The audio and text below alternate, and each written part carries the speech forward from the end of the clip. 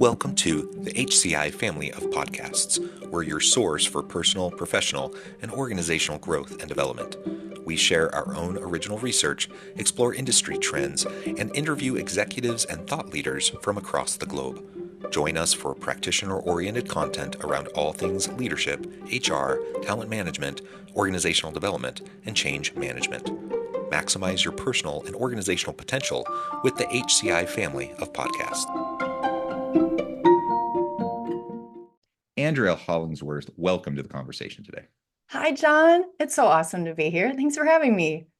It is wonderful to be with you. You're joining us from Minnesota. I'm south of Salt Lake City in Utah. And today we're going to be talking about radical self-compassion and mental health in the workplace, and really what leaders can do both for themselves and for their team to make sure that we're all taking care of each other in the modern workplace. It's complicated, it's messy out there, and it's only getting harder, I think, in the modern workplace and as we pivot into the future of work. So this is what we'll be exploring. And as we get started, I wanted to share Andrea's bio with everybody. Dr. Andrea Hollingsworth is founder and CEO of Hollingsworth Consulting, author of the best-selling book, The Compassion Advantage: How Top Leaders Build More Humanizing Workplaces, and a leading global expert on compassion and self-compassion in life and leadership. I love all of that, Andrea, and it's been a pleasure chatting with you in the pre-interview, just getting to know you a little bit and talking about your background. Likewise, Is there yeah. anything you would like to share about your background with the audience before we dive on into the conversation? Oh gosh, I don't know. Maybe a couple of fun facts. I used to be a professor just like you. And one of the things I talk about is radical self-compassion. And one of the things that's true of me is that I walked away from academia kind of at the height of my success, largely because my inner critic was really sabotaging my resilience in that workspace. And so one of the things I do is help leaders to work with their inner critic and get past that perfectionism that's holding them back, and it makes them a better leader in the end. So another fun fact about me, just random, I'm a soccer mom. I have a 7-year-old boy named Bennett, and I love my home state. I've lived all over the country for my academic career, but now I'm home. I'm home in Minnesota, and I my favorite place. Side note, if you've seen the recent Garfield movie, there's a Minnesotan villain in that movie, the very first Minnesotan villain I've ever, it's fabulous. Anyway, that's completely random. You know, I love that. Did you see it? I did go to see it with my kids. I'm now racking my brain to try to remember more about the villain, but I'm gonna have to. It's the woman in the milk factory, the security guard. That's right. I'm like, how did they have a Minnesota villain? It was That's great. excellent. Anyway, we're off topic. I'm from Missouri, so Okay, yeah. You've got an Anyways, accent you can good whip out too. Midwest pronunciations. Yeah, It's excellent. yeah. Well, thank you. A real pleasure, and I totally can relate to the academia piece. The You pressure know, cooker. and Yeah. it's not the topic for today, but and the workplace is a weird place, and academia Mhm. is like this own weird microcosm niche of the workplace. Indeed. And Yeah. academia today is weird, and I'll just Yeah. leave it at that. It's Yep. it's it's bizarre, and it's getting more Yep. bizarre each and every year. And I'll just leave it at that. Yeah. That is very true, and we'll just leave it. Yep. Yep. All right. Well, okay. So let's talk about this idea of radical self-compassion that you were Sure. saying in the pre-interview that this is something that you really dove into during the pandemic. Can you tell us more about the kind of why behind that and Sure. what that exploration led you to? Yeah, absolutely. Well, I mean, I have a story about why I really started to dive in to this whole topic of self-compassion. It has to do with my burnout in my previous profession as a professor, and I can tell that story if you like. But basically, I was bludgeoning myself along with this inner message of I'm not good enough, and I probably never will be. And I completely burned out. I just couldn't do it anymore. But I find that message is really pertinent for people today. I began talking about self-compassion and compassionate, living and leading during the pandemic. There's a lot of like struggle and suffering out there today. I think For a minute, when COVID started to sort of, ease up, we all thought, okay, we'll just get back to quote unquote normal, whatever that means. But, it's still really, really tough out there, just on many, many levels. We've got politics, we've got the economy, we have a mental health crisis on our hands. Yeah. We have a climate crisis. We have so many layered stressors that people are dealing with. And it's a total pipe dream to think that people can leave that at the door when they come to work. And so what I do is I help leaders, number one, work with their own, what I call, what research is called maladaptive perfectionism, and that inner critic and that pressure to be always on and to silence and stuff their own suffering, because that actually prevents them from being aware of the people that they're leading, and empathetic, and then action oriented in how they can help, the suffering of those on their team. It really does start with being kind to yourself. So I call it radical because we really need a high octane approach to being kind to ourselves, but also holding ourselves accountable. We live in a never enough society. Everywhere there's this message, like, if you want success, respect, belonging, and love, you better get the promotion. You better have more money. You better have the better house. You better have the better car. You better have the perfect family. You better have the perfect body. You better have the better sense of humor.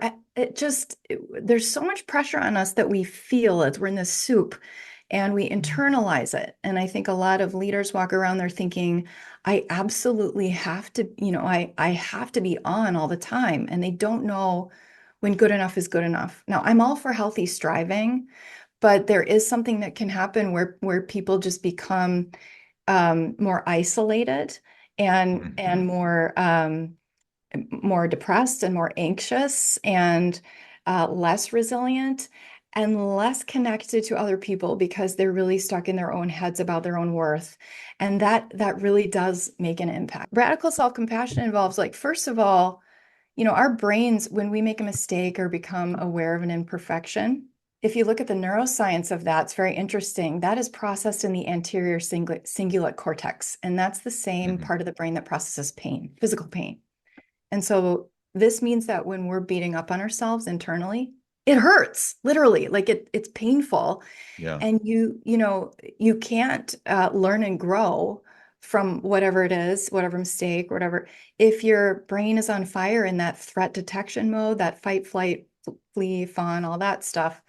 And so the first step is shifting from, that inner just humiliation and shaming to curiosity. Like, what happened? What's the situation on the ground? Looking at it as data points, information instead of condemnation.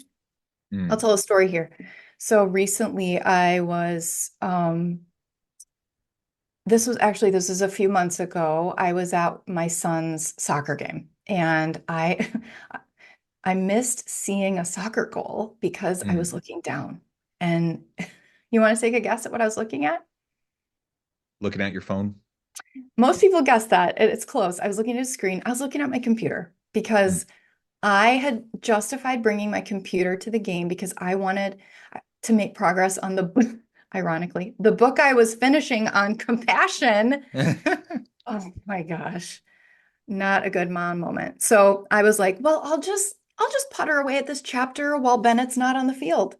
And it was the wrong call because I'll never forget his face. He came up to me after the game and he was like, Mom, I scored a goal. And when I looked over at you, you were looking down at your computer, Mom. Oh. You hurt my feelings so much. And, it was one of the lowest moments of, I try to be how old is he? He's 7. He's 7. Yeah, it's hard. So it was a big deal. And so I just I was like, what are the data points here? What, like, it looks like I'm not as good at multitasking as I thought I was, right? That's a data point. B, like, okay, big plays can happen fast in kiddo soccer games. I should not be looking down. I should not be distracted. I should, see, I hurt my son's feelings. We're gonna need to apologize here. So you get curious about, like, what are the facts? What are the situations instead of condemning yourself? because of course, like in my old kind of shame-based maladaptive perfectionistic days, I would have immediately gone to like, I suck. I'm the world's most horrible mother. Like I'm fundamentally flawed and I'm never going to get better, which is just the voice of shame, right? Yeah. And if you've got that voice happening in your head after you make any kind of mistake or have any kind of imperfection or flaw, it's going to prevent you from showing up in the ways that you want and need to show up in your personal and professional life. I promise you it will. So anyway, and then the second thing is just to connect. So curiosity is step one. Step two is connection. So here you reach out to people who can assure you that like you're not alone. You know, you're a human like the rest of us. And also this mistake or this flaw, whatever, doesn't define you. You're bigger and better and stronger and more well-rounded, integrated person than whatever just happened. So in this case, there was a soccer mom who had been sitting next to me and had watched the entire train wreck happen. Her name was Cecilia. She's a friend of mine. And she didn't say anything in the moment, but when I got home and I was making Bennett some macaroni and cheese and hot dogs, God help me, um, we need to get more nutrition in our house. But He probably loved it. he loved it, of course. Yeah. So I texted Cecilia and I was like, such a bad mom moment, with like the crying emoji and and the irony that I was working on a book on compassion too, right? And she texted me right back and she said, like you're an amazing mom. Don't beat yourself up. You've seen so many, great moments with Bennett and you'll see so many more. But yes, the irony that you were working on your compassion book while so she didn't minimize it, but she also didn't um, amplify it. And so she empathized, right? And assured me. And then, so connection, just connecting. We want to hide. Our brains Yeah. tell us, there's this evolutionary history of like, when we become aware of anything we don't love about ourselves, we don't want to connect with people. Um, Way back in the Paleolithic, when humans lived in hunter-gatherer groups, when if I were to do something that would like piss off my tribe members too much, what might happen? I mean, yeah, you could literally get kicked out, which Yeah, means you probably die, right? exactly. Exactly. Like Alone, it's like that show Naked and Afraid. Do you ever watch that? It's I like, except, haven't, but yeah, I know. yeah, you know of it. It's like you can't tap out and, Yeah. get your granola bar and go home to the suburbs. Anyway, our brains tell us, no, imperfections mean you're not safe and you might die. So that's very old evolutionarily speaking. And so we have to consciously be like, no, I'm going to connect so that I can get over this. And then the third step is commitment. 3 C's: curiosity, connection, and commitment. What are we committing to? Well, first of all, working to be more kind to the way that we talk to ourselves in our own minds. That actually does matter, and it's big in terms of mental health. And so, I like to do this exercise with audiences where I have them think about something that they regret, like something that happened or they did or said that they just are not loving, right? They think about it and they notice, what is their inner critic telling them about this, right? And it's usually very, very harsh. And think about something that you recently said or did, John, that you're not loving. Like, can you get in touch with like, what's that like? That kind of gnarly inner part of you telling you, like, you don't have to tell me, but I'm sure it's not very nice, right? And then I have them notice what their inner critic is telling them. And then imagine that your best friend just came to you and said, look, I need help. I need your support because I'm struggling with this thing. And it's the very thing you yourself were just thinking about. They made the same mistake. They said the same thing. Hmm. They're not loving the same thing about themselves. And they come to you and they're like, I need help. And then I have the audience members, um, go ahead and real time act out. What would you say to your friend who needed your support? And what I hear is things like, you know, um, Oh, I've done that before. You're not alone. You were doing the best you could in the moment. That doesn't define you. And so we're much easier at extending that to other people than we are to ourselves. And so then I ask people to take whatever they said to their best friend and turn it back on themselves, right? To say, like, I was doing the best I could. I'm only human, you know? I'm going to learn from this and grow and do better next time, kind of thing. But then the other pieces to commitment is you commit to uh, accountability. So, if you don't want to repeat the mistake or whatever it was, you look for structures, systems, people, accountability buddies, things that can help you not do it anymore. And there are times in our lives where, in our leadership journeys too, where we need a little bit of help, like because this thing keeps going wrong. We need to reach out. We need more support. And, we have to actively find ways to protect ourselves, provide for ourselves, and motivate ourselves to change. And so that's also a big part of self-compassion, of course, but you don't do it with shame. You do it with, hey, I'm learning and I'm gonna do it better next time because I'm a human being. And this is all a journey. Yeah. As you were describing that situation, first of all, I can relate. I have 6 children. I've had those moments. I mean, you're just busy and you're trying to juggle Yeah. 1,000 things and you want to be there for every last moment, and it's just impossible. And Yeah. so, you're going to be there for lots of stuff and you're going to miss lots of stuff. Yeah. And the best thing you can do is just to give them a hug and acknowledge it and say you're Yeah. sorry and be there for the next thing, right? Hmm. And they'll forgive you. And it's the same thing in the workplace, as a leader. Yes, Like, it I'm is. not going to be perfect. I'm going to get stuff wrong. I'm going to miss Yeah. stuff. I'm going to get stuff right. I'm going to miss stuff. But as long as I put my best foot forward and I try, and Mhm. then I acknowledge when I mess stuff up, like Yeah. that's all my team expects. Like, they don't expect me to be perfect, but they Yeah. also don't want me to gaslight them, right? And so Right.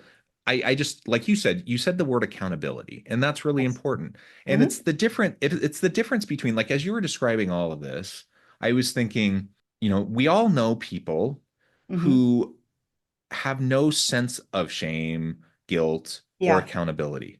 So Yes. they do things that are hurtful to people, Yes. and they don't care.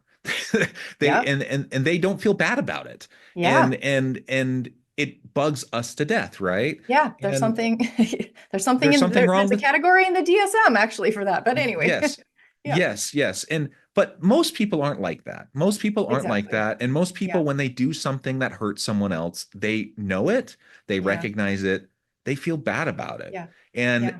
and and so practicing this compassion, most people, human to human, we're pretty good at extending grace to each other. We're pretty Hmm. good at being patient with each other, and we're pretty good at showing some compassion to each other because we recognize that we're not perfect. We recognize we all fall down, et cetera, et cetera.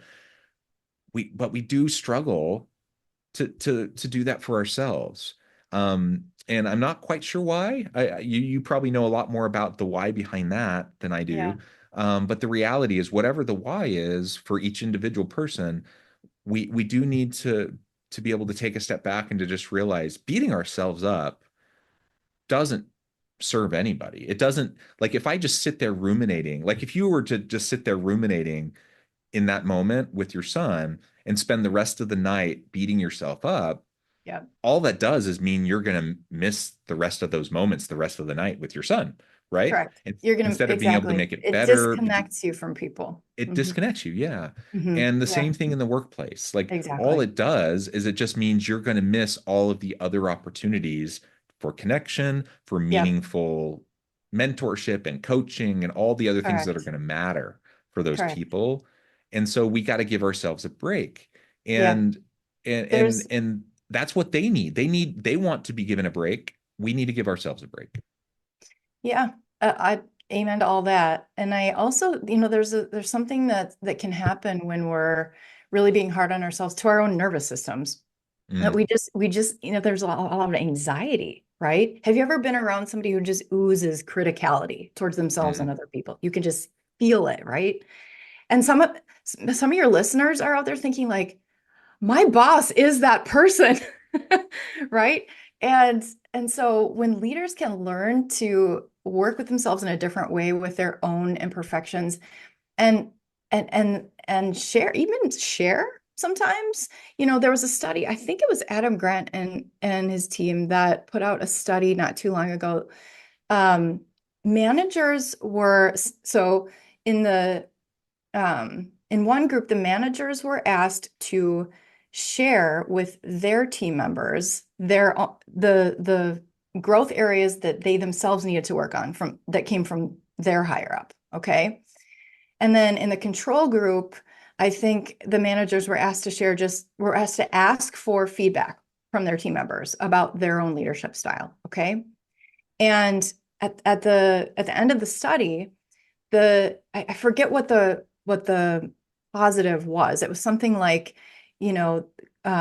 employee trust or connection or resilience or something like that. Like, I'm botching this study, but like the good stuff happened, like in the manager team member relationship, the good stuff happened when the leaders were vulnerable with their own growth areas, with their direct reports. And so I think that speaks to just a different approach to our own imperfections and being just a little bit more like lightening up about them and being vulnerable enough to say like, hey, I'm human too.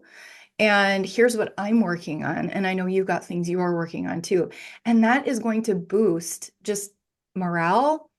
It's going to help those relationships grow in the workplace, which are so, so, so important to ease everybody's suffering and help everybody feel a little bit more human at work. Yeah. Andrea, we have only scratched the surface. There's so much more I want to talk about with this topic, but I also know you're on a hard stop. You need to get out of here. I need to let you go. So we need to wrap things up. But before we close, I just wanted to give you a chance to share with the audience how they can connect with you, find out more about your work, and then give us the final word before we close. Yeah. I'd love to connect with anyone listening. So my website is hollingsworthconsulting.com. I do keynote speaking. I do workshops for leaders, management groups, and I also do coaching for leaders. And so, yeah, you can go to hollingsworthconsulting.com. You can also find me on LinkedIn. I'm Andrea Hollingsworth, PhD. And then I just did publish that book that I was finishing up at the soccer game. It indeed did get done in a much less relationship, destroying way. No, it didn't destroy my relationship with my son, but it did get finished. I didn't work on it at any more soccer games though, but it's done and it's out there, and you can find it on Amazon, or you can find it on Barnes and Noble. It's called The Compassion Advantage: How Top Leaders Build More Humanizing Workplaces. Wonderful. It has just been a real pleasure talking with you. Again, there's so much more to explore. That's why it's wonderful that you have a book. People go check it out, go find the book, learn more about what Andrea is all about, connect with her, find out more about how she can help you. And as always, I hope everyone can stay healthy and safe, that you can find meaning and purpose at work each and every day. And I hope you all have a great week.